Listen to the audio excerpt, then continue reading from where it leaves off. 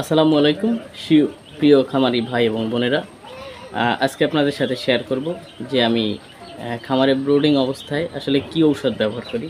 তো প্রথমত আমি খামারে যখন মুরগিটা আনি ছেড়ে দেই, তো তখন আমি প্রথম পানিতে লাইসোভেট ঔষধটা আমি ব্যবহার করে থাকি। তো লাইসোভেট ঔষধ মূলত হচ্ছে আপনার ভিটামিন সি এবং ভিটামিন ই। এইটা দেওয়ার কারণ হচ্ছে আপনার মুরগিটা জার্নি করে আসে, আর জার্নি করে আসলে আপনার যাতে এই জার্নিটা কেটে যায়, সবল হয় বাচ্চাটা, এই জন্য আসলে লাইসোভিটটা আমি ব্যবহার করে থাকি।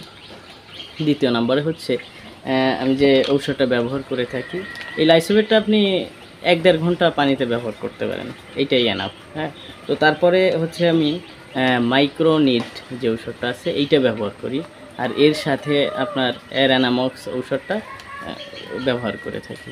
তো এই দুইটা ঔষধ একসাথে ব্যবহার করলে হয় আপনার যে দেখা যাচ্ছে যে নাভি কাঁচা থাকে, এইটা শুকাইতে অনেক সহায়তা করে।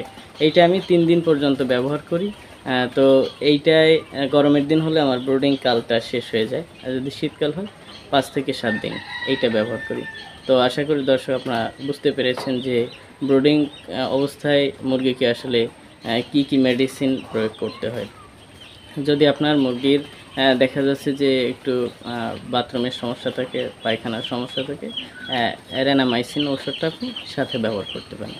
আর একটা কথা, যদি এই সম্পর্কে আরও বিস্তারিত ভিডিও লাগে যে আসলে পরিমাণটা কেমন খাওয়াইতে হয়, তো আপনারা অবশ্যই এই কমেন্ট করতে পারেন, আমি পুরো একটা ভিডিও আপনাদের সাথে শেয়ার করব। ঠিক আছে, তো অবশ্যই আপনারা বুঝতে পেরেছেন, অতি সংক্ষেপে আপনাদেরকে বুঝিয়ে বলেছি। দেখা হবে অন্য কোনো ভিডিওতে, আর সাথেই থাকার জন্য অসংখ্য ধন্যবাদ। সেই পর্যন্ত সুস্থ এবং কামনা করে আজকের ভিডিও এই পর্যন্ত শেষ করছি। আসসালামু আলাইকুম।